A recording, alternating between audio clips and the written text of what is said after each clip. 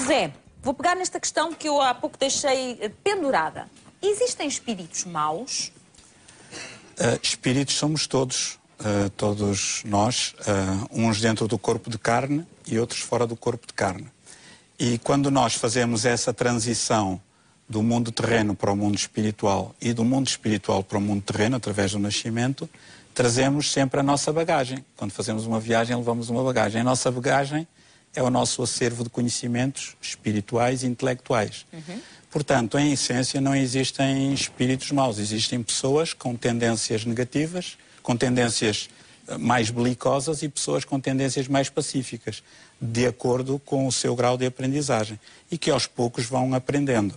Ora, se eu tiver mau feitio, for um mau caráter, for uma pessoa belicosa, odienta, largando o corpo físico pelo fenómeno natural da morte, eu continuarei a ser assim, com o mesmo caráter no mundo espiritual.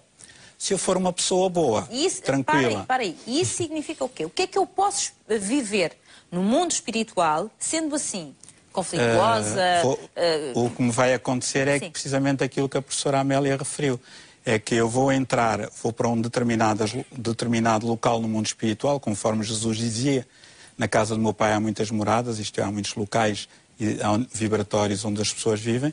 Eu vou entrar em sintonia com seres que estão na mesma faixa de frequência que eu. Portanto, Isso quer dizer que não aprendo muito? Não, vou estar no mundo espiritual, nós vamos aprender, enquanto nós aqui na Terra conseguimos esconder dos demais as patifarias que fazemos, né, as nossas omissões, os nossos enganos, os nossos roubos, muitas vezes fugimos à justiça, no mundo espiritual nós não conseguimos esconder a nossa condição, porque o nosso campo energético, a nossa aura, vá lá, é visível a toda a gente. É visível a toda a gente e reflete o nosso estado de evolução. Quanto mais evoluídos, mais brilhamos, quanto menos evoluídos, mais opaca, entre aspas, é a nossa condição. Daí que as pessoas às vezes, e muito bem, dizem na sua simplicidade, eu vi um espírito de luz. Isto é, vi um ser luminoso, um ser mais evoluído. Eu ouvi um espírito escuro, um espírito necessitado. Isso traduz muito a realidade do povo. Então, no mundo espiritual, nós continuamos a aprender.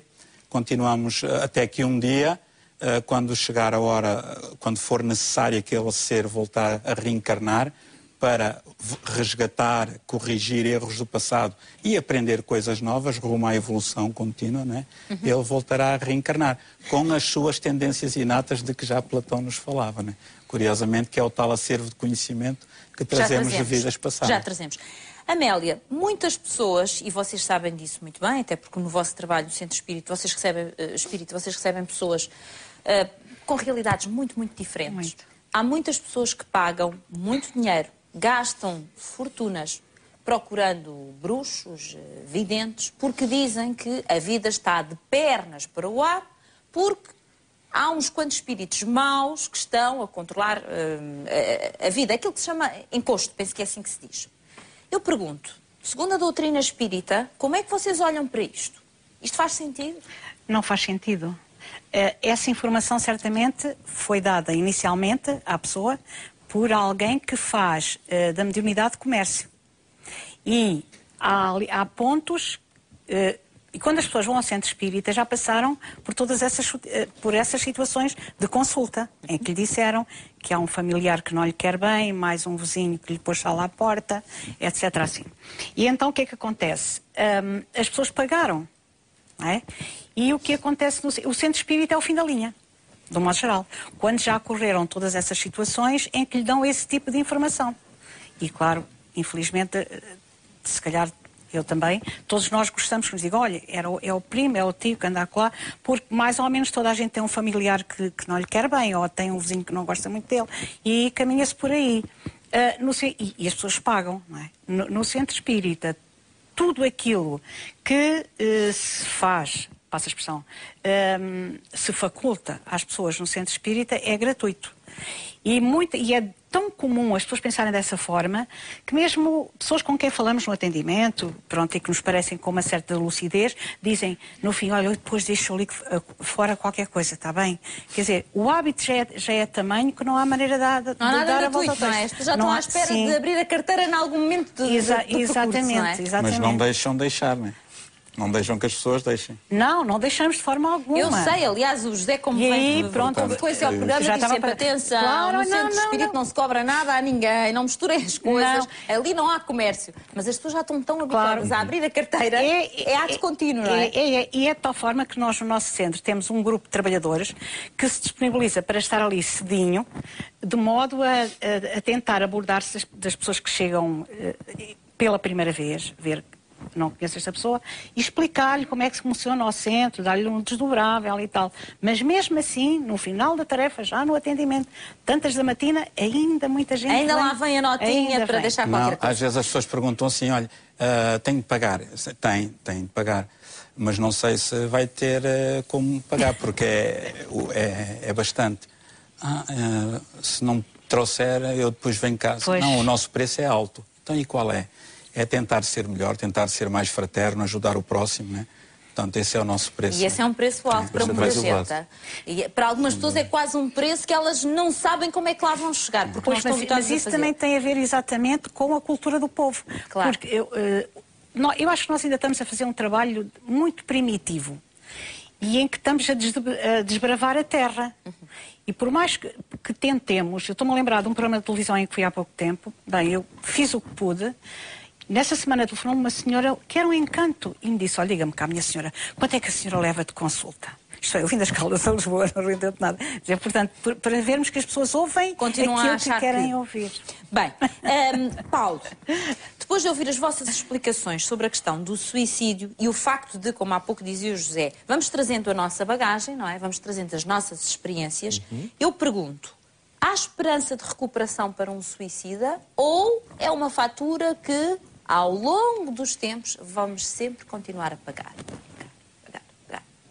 Há sempre hipótese de recuperação para todos os seres. Então, absolutamente para todos. Como dizíamos há pouco, o principal problema é mesmo a reincidência. Nós temos uma tendência muito grande a continuarmos a fazer as coisas da mesma maneira que sempre fizemos. O papel de esclarecimento visa precisamente cortar esse ciclo constante de vivências sempre iguais. Muito bem. De modificação precisa do interior do indivíduo e levá-lo a novas visões e a novas posturas perante a vida. Ao fazê-lo, com um papel explicativo, e neste caso o Espiritismo tem esse papel também, de explicar que o homem continua na vida, de que de facto existem situações que são perenes e outras que são meramente temporais e que não devemos trocar umas pelas outras. Ao fazê-lo, e explicando que de facto a vida é um constante fluir, com alterações constantes, o indivíduo passa a ter uma nova noção de quem é, da responsabilidade que também tem perante essa mesma vida e de alguma forma também se sente mais acompanhado, que é um dos problemas principais. Esse indivíduo que está, quando diz o indivíduo, refere-se à pessoa que, o indivíduo que está na problemática. A vossa ajuda, ou seja, alguém que chega ao pé do Paulo ou de outra pessoa e diz, olha, eu estou a pensar a suicidar. Exatamente. Pronto. Exatamente. Continua. Nesse sentido, e com uma nova visão, as pessoas deixam de achar que a vida é um complexo aleatório, em que as coisas acontecem por acaso. Em que as coisas de facto acontecem como poderiam acontecer de outra forma qualquer.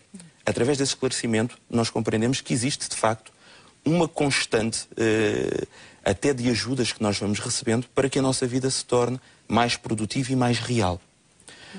Ao passarmos essa noção de um objetivo para a vida, de um sentido cooperativo perante a vida, e também de uma visão mais consoladora e libertadora de quem nós somos na realidade perante essa mesma vida, a pessoa adquire por si mesmo ferramentas para alterar a forma como vê. Deixa de lhe fazer sentido suicidar-se.